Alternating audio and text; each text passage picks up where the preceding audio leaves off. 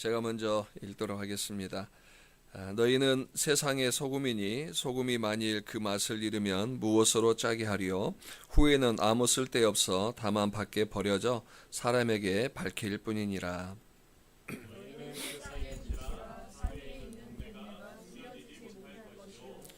사람이 등불을 켜서 말 아래 두지 아니하고 등경 위에 두나니 이러므로 집안 모든 사람에게 비추느니라. 이같이 너희 빛이 사람 앞에 비추게 하여 그들로 너희 착한 행실을 보고 하늘에 계신 너희 아버지께 영광을 돌리게 하라. 아멘. 잠시 기도하시겠습니다. 하나님 감사합니다. 이 새벽을 깨워 하나님 앞에 나와 또 우리의 첫 입술을 열어 하나님을 찬양하며 또 하나님의 말씀을 듣고 또 하나님 앞에 기도하게 하시니 감사합니다.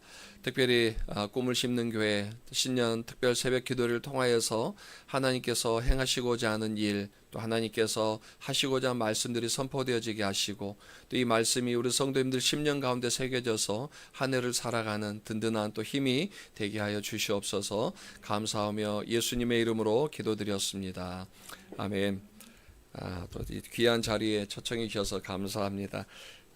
새벽에 말씀 전한 게 거의 1년 만인 것 같아요. 저희는 새벽에 온라인으로 지금 이미 녹화해놔서 영상으로 송출되고 있고 제 아바타는 지금 아마 성도들이 보고 있을 거고요. 여튼 또 귀한 시간 내주셔서 감사합니다.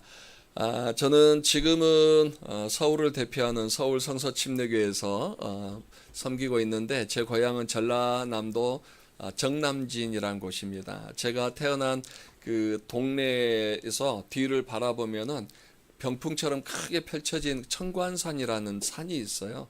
그 산은 돌산으로 유명합니다. 그래서 동네에서 바라보면은 돌이 흘러내려서 폭포처럼 장관을 이루는 그런 비경이 있기도 한 그런 산인데요. 그 산 아래에 보면은 신비롭게도 물이 고여 있는 밭들이 있습니다. 그 밭들을 만드신 분이 지금 여러분이 잘 아시는 대전 성서침례교회 원로 목사님이신 김남주 목사님 아버님께서 만드신 겁니다. 한때는 술과 노름으로 재산을 다 탕진하고 아들을 고아원에까지 보내실 정도로 인생을 허비하며 사셨죠. 그러다 하나님을 만나고 또 예수님을 구주로 영접하신 후에 회개하시고 나서 가족들을 돌보기 위해 또 이제 그 누가 땅을 기증해 줬는데 그것이 공교롭게도 돌만 있는 산이었습니다. 그럼에도 불구하고 김남주 목사님 아버지께서 그곳에 논을 만들겠다라고 했을 때 동네 사람들이 다 미쳤다고 그랬습니다. 불가능하다고 했습니다. 근데 새벽부터 저녁까지 나가셔서 돌을 뽑으시고 또 돌을 굴리시고 축대를 쌓으시고 돌을 뽑고 나면 남은 흙들을 모으셔서 결국은 몇 년이 지난 후부터 논이 하나하나 생기기 시작했고 지금도 그 논에 대한 전설은 사람들에게 많이 남아있을 정도입니다. 김남주 목사님 그 아버지는 저에게는 고모부가 되시기도 합니다. 그래서 제가 태어난 집에서 그 고모부 집까지는 50m 정도 되는 거리였고 종종 어려서도 댁에 들렸던 경험이 있습니다. 어느 날은 그 창고에 가봤는데 창고 안에 다 망가진 곡괭이 삽들이 있었습니다. 그 제가 고모부에 그게 뭐냐고 여쭤봤을 때 아까 말씀드린 그 돌산을 논으로 만들기 위해서 수고하면서 부러진 망가진 곡괭이와 삽이라고 그랬습니다. 제가 볼 때는 그냥 고철이었고 엿으로 바꿔 먹어도 얼마 받지 못할 그런 것들이었지만 고모부에게 있어서는 두 번 다시 술과 노름으로 인생을 탕진하지 않겠다라는 회개의 열매이고 회개의 흔적이기도 했었죠. 그러니까 고모부도 그걸 버릴 수가 없었던 거예요. 그래서 그 창고에서 그 곡괭이를 볼 때마다 그 논을 만들기 위해서 얼마나 많은 피와 땀과 눈물을 흘렸는지를 보여주는 산 증인이기도 하기 때문에 그것을 평생 버릴 수는 없다라고 저한테 말씀해 준 적이 있습니다. 땅을 기경하기 위해서도 누군가의 수고, 또 땀, 눈물 있어야 되고 또 무엇인가는 망가지고 부서져야만 하는 것처럼 우리 인생의 마음, 또 돌같이 단단한 이 마음을 기경하기 위해서도 우리에겐 피와 땀과 눈물의 흔적들이 있어야 되는데 오늘은 제가 여러분에게 그런 흔적들이 있는지 한번 여쭤보고 싶습니다. 과연 우리는 우리의 마음을 기경하기 위해서 돌같이 단단한 우리의 심령을 정말 부드럽게 만들기 위해서 어떤 노력과 어떤 또 땀을 흘리며 사람들이 내 삶을 볼 때에 어떤 흔적들이 나에게 남아 있는지 한 번쯤은 되돌아볼 수 있는 시간이 되기를 원하고요. 마태복음 13장 우리가 잘 아는 것처럼 네 가지 밭에 대해서 나와 있습니다. 길가와 같은 밭, 돌길 같은 것, 그다음 가시떨기가 있는 또 좋은 옥토와 같은 밭이 있는데요. 이 네 가지 밭도 동일합니다. 단단한 길가와 같은 것은 흙을 갈아엎어야 되고, 돌이 많은 밭은 돌을 다 뽑아내야 되고, 가시떨기가 많은 또 밭은 그 가시떨기를 다 뽑아내야만 기름진 땅이 되는 것처럼 이번에 또 묵은 땅을 기경하라라는 이 제목을 가지고 새벽 예배를 하는데요. 이번 특별 새벽 기도회를 통해서 또 꿈을 심는 교회 성도님들 10년 가운데에 완전히 또 묵은 땅이 기경되리라고 저는 확신하지는 않습니다. 아멘 하실 분 맞죠? 그래서 말을 끝까지 들으셔야 됩니다. 그러나 이번 특별 새벽 기도회를 통해서 우리의 묵은 땅이 기경되어지는 시작은 되리라고 확신합니다. 이미 어제부터 말씀이 선포되어졌고 또 일주일 동안 여러분이 말씀 가운데 무릎 꿇고 기도하면 반드시 그 일들은 이루어질 거고요. 무엇보다도 예레미야서와 요엘서를 보면은 우리의 그 단단하게 굳어져 있는 마음은 우리가 부수는 게 아니라고 그랬어요. 밭도 누군가 그 수고를 통해서 밭이 기름진 땅으로 기경되어지는 것처럼 우리의 심령도 우리가 한다고 해서 되는 게 아니라 사실은 새 영을 우리에게 부어주신다고 그랬거든요. 그래서 이번 특별 기도회를 통해서 이미 우리가 구원받을 때 성령은 임하셨지만 또 특별한 성령의 역사로 말미암아서 우리의 단단한 마음들이 또 녹아져서 이제는 우리의 마음이 기경되어지고 옥토와 같은 밭으로서 또 30배, 60배, 100배의 말씀의 열매를 맺는 귀한 우리 성도님들 되시기를 주님의 이름으로 축복합니다.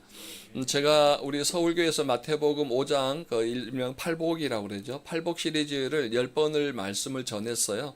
그때 말씀을 전하면서 주제는 인성이었습니다. 인성. 그리고 갈라디아서 설교 성령의 열매를 할 땐 영성에 대해서 다뤘고요. 마태복음 5장은 인성에 대해서 다뤘는데 그 이유가 뭐냐면 오늘 우리가 읽은 16절 말씀입니다. 이같이 너희 빛이 사람 앞에 비추게 하여 그들로 너희 착한 행실을 보고 하늘에 계신 너희 아버지께 영광을 돌리게 하라라고 했거든요. 주님께서 너희들의 영성을 보고라고 말씀하지 않고 너희들의 착한 행실을 보고라고 말씀하셨는데 여기서 말하는 착한 행실은 영적인 모습이 아니라 도덕적인 선함을 뜻하는 단어입니다. 왜 주님께서 너희들의 타고난 영성을 가지고 세상 사람들 하나님 앞에 영광을 올려드리게 하라라고 하지 않고 너희들의 도덕성을 가지고 사람들이 주님의 영광을 보게 하라 했을까? 저도 고민을 많이 해봤죠. 근데 오늘날 세상 사람들이 왜 기독교에 대해서 부정적인 감정을 가지고 있는가? 교회가 예배를 잘못 드리기 때문인가? 교회가 기도를 안 해서 그런가? 교회가 말씀을 읽지 않아서 그러나? 교회가 선교를 하지 않아서 그러나? 아니더라고요.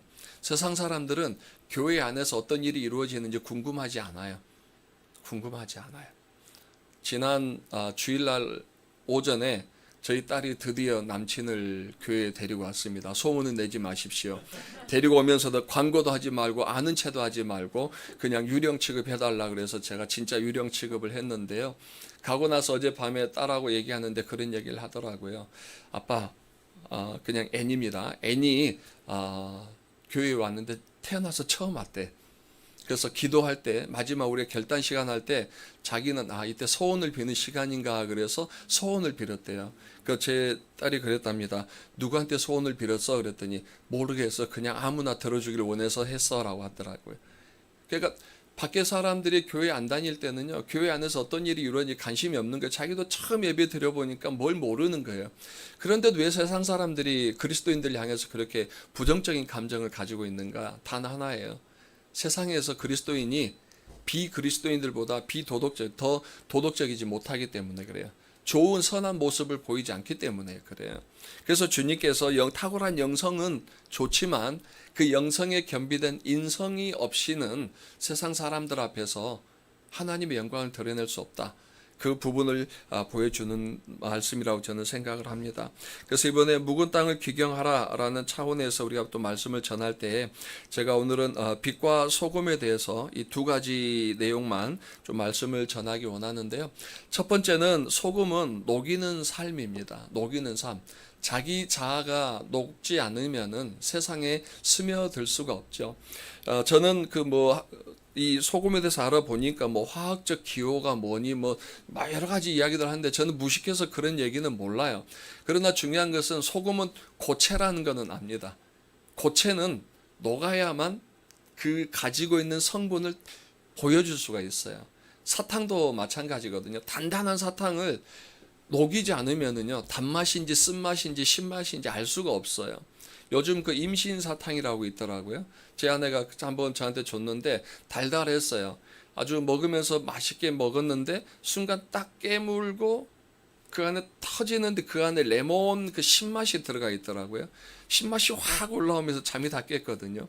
그래서 역시 단단한 고체 안에 그게 들어가 있으면 그 맛이 뭔지 모르지만 이게 녹으니까 그 안에 어떤 맛이 있는지 아는 것처럼 우리 그리스도인들이 주님께서 너희가 세상의 소금이다라고 했을 때 소금도 고체 그 상태로 있으면은요, 쓴맛인지 단맛인지 짠맛인지 몰라요. 소금이 녹아야만 그 맛을 알 수 있고, 소금이 녹았을 때에 배추 안에 들어가서 김치가 되기도 하고 또한 간장이 되기도 하고 된장이 되기도 하는 거예요. 여하튼 그 소금이 녹지 않으면 고체 상태로 있다는 것은 사실은 아무런 맛을 보여줄 수 없다는 것처럼 우리 그리스도인들이 그 심령이 우리의 마치 마음에 단단한 것들이 녹아내리지 않으면은요, 세상 사람들 앞에 우리가 그리스도의 향기를 발할 수도 없고 또 그리스도께서 우리에게 주신 그 맛을 보여줄 수도 없어요. 별과 동그라미가 있다고 생각해 보세요. 별 안에 동그라미를 넣으려면 어떻게 해야 됩니까? 동그라미 안에 별을 넣으려면 어떻게 해야 됩니까? 별이 동그라미 모양이 되든지 동그라미가 별의 모양이 되면 쉬워요. 아니면 그 별보다 동그라미가 더 작아지든지 동그라미보다 별이 더 작아지면 들어갈 수 있는 거예요. 그러나 물은 더 편합니다. 모형에 상관이 없어요. 컵 안에 담으면 원형이 되는 거고 사각형 안에 담으면 사각형 안에 담은 거예요. 우리 세상의 그리스도인들이 하나님께서 쓰시기 원하시는 그 그릇 안에 우리를 넣기 위해서는요, 우리의 자아가 녹아야 돼요. 녹아서 주님께서 우리를 담기 원하시는 그곳에 합당하게 그 모형대로 될 때에만 주님이 쓰실 수 있고, 우리가 세상에 들어갔을 때에 세상에 녹아 들어가서 그들 삶 속에 스며들어야만 그들에게 그리스도의 짠맛을 보여줄 수 있는데, 자꾸 우리는 내 자아가 단단해져서 그들과 충돌하려고만 하거든요. 그러나 주님께서 우리에게 말씀하실 때에는 소금은 결국은 녹아야만 그 짠맛을 보여줄 수 있는 것. 저는 꿈을 심는 교회가 문정동에 또 하나님께서 이곳에 개척하신 이유는 이 세상 이 문정동 안에 최소한 스며들어서 그들에게 그리스도의 빛을 비추기 위함이 아닌가, 그들에게 그리스도의 짠맛을 보여주기 위함이 아닌가라고 생각합니다. 그게 주님께서 꿈을 심는 교회를 문정동에 세우시는 또 목적일 거고, 또 성도님들도 세상 사람들에게 그리스도의 참된 맛을 보여줄 때에 어떻게 해야 되는가라고 고민한다면은 먼저 우리가 녹아야 된다라는 것을 말씀드리고 싶고요. 두 번째는 빛입니다. 빛은 태우는 삶이죠. 태우지 않으면 빛은 나올 수가 없습니다. 지금 우리가 이 어두운 시간 속에서 이렇게 빛을 볼 수 있는 것도, 또한 우리가 자동차를 운전할 때 또 연료를 사용하는 것도, 모든 것은 무엇인가 타서 없어지기 때문에 새로운 빛이 만들어지고 에너지가 만들어지는 거거든요. 빛을 여러분 초를 켜는데 왜 초를 켭니까? 요즘은 젊은이들이 불멍한다라고 하는데, 사실은 빛은 빛을 보기 위해서가 아니라 빛을 켰을 때에 그 근처에 있는 주변의 사물들을 보게 하는 거예요. 빛이 켜졌기 때문에 제가 여러분의 얼굴을 볼 수 있고 여러분이 제 얼굴을 보는 것처럼, 빛은 자기 자신을 나타내는 게 아니고 사실은 상대방을 비추는 역할을 하는 거거든요. 그러기 위해서는 빛이 필요합니다. 특히나 옛날 같은 경우는 빛은 기름과 심지가 있었죠. 심지에 기름이 묻고 그 기름이 타야만 빛을 발할 수 있는 거고, 그럼 더 밝은 빛을 만든다라는 것은 그만큼 기름을 더 많이 태운다라는 얘기가 되죠. 기름이 태우지 않으면은 빛이 될 수 없죠. 그래서 주님께서는 우리 이 세상에 오셔서 자기 자신을 태우시고, 또 그것을 본받았던 사도 바울 또한 철저하게 자신을 감추고 살았던 것처럼 태운다라는 것은 자기 존재감을 지운다라는 얘기가 되는 거죠.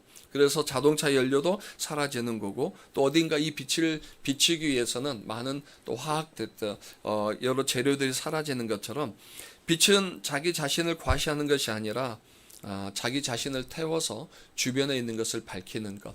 세상에 가서 자기 자신을 드러내고 자기를 높이는 삶이 아니라 자기를 태우고 자기 존재감을 지움으로 인하여서 상대를 높여줄 때 그곳에 그리스도의 영광이 나타날 수 있는 거죠.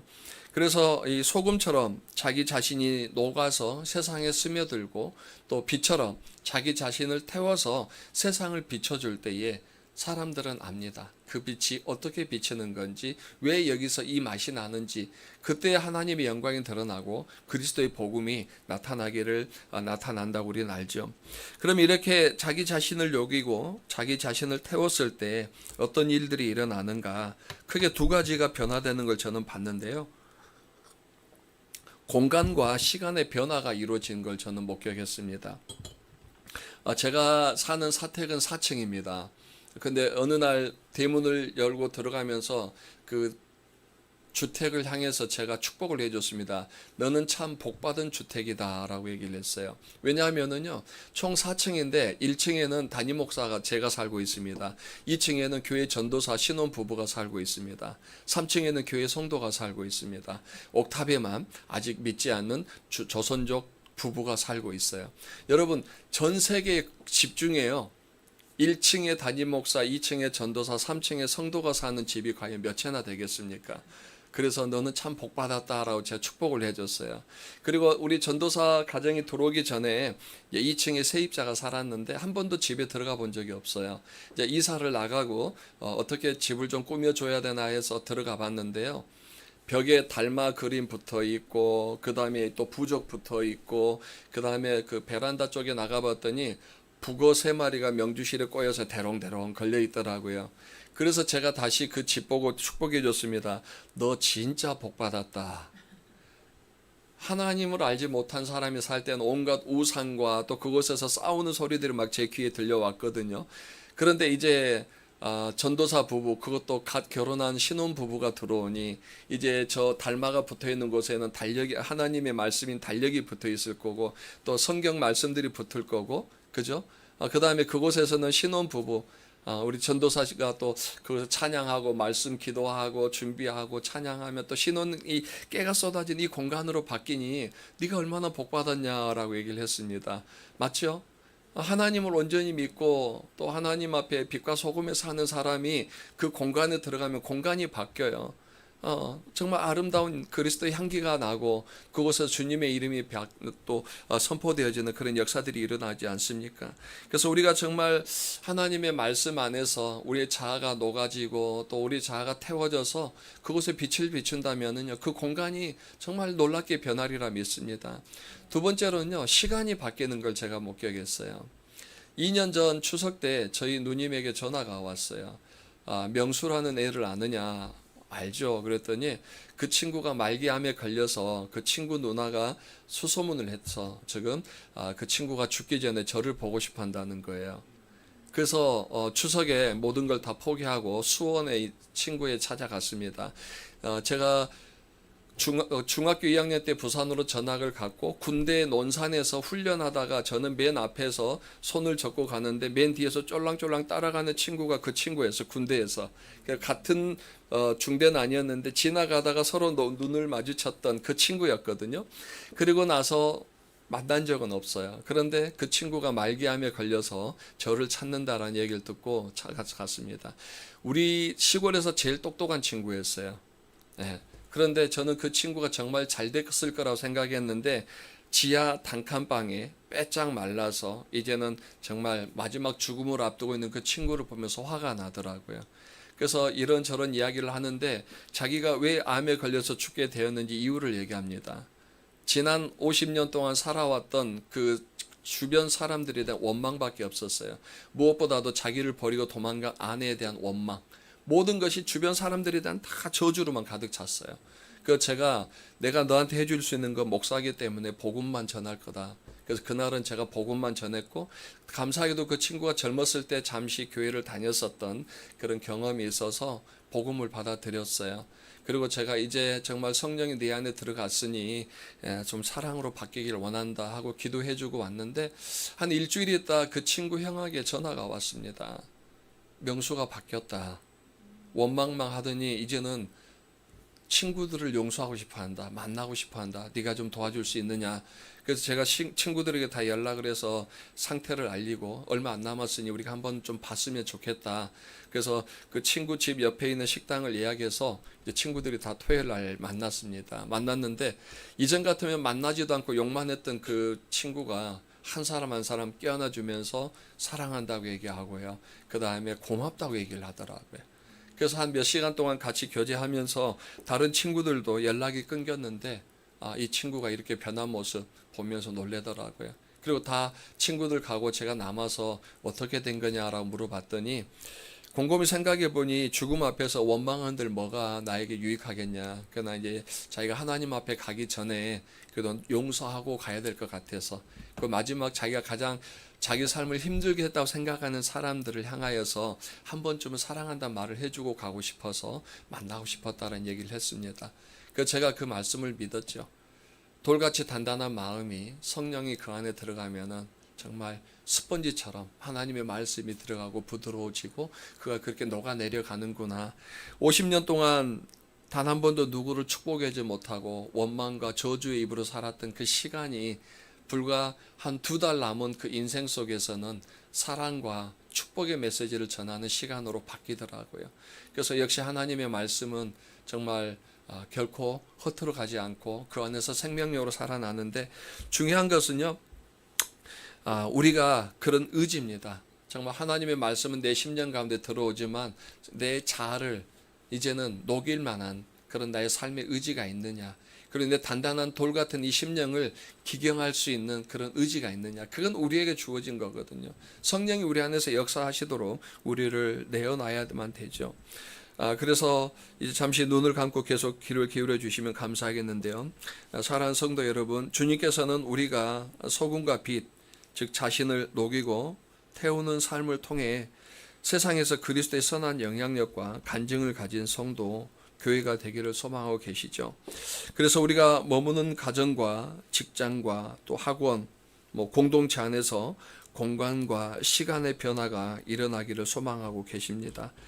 여러분 잠시 기도하실 동안에, 또 오늘 기도하실 때에 하나님, 주님께서 명령하신 것처럼 이제 돌처럼 단단한 제 자아가 녹여져서 그리스도의 맛을 바라게 하시고, 철저하게 제 자신을 감추는 훈련을 통해서 그리스도만을 나타내는 삶을 살아가게 하시고, 이곳 문정동이 제가 머무는 가정과 직장과 학원과 공동체가 또 성령의 역사로 공간과 시간의 변화가 이루어질 수 있도록 하나님 먼저 저를 사용해 주십시오 라고 기도한 시간 가질 수 있기를 바랍니다.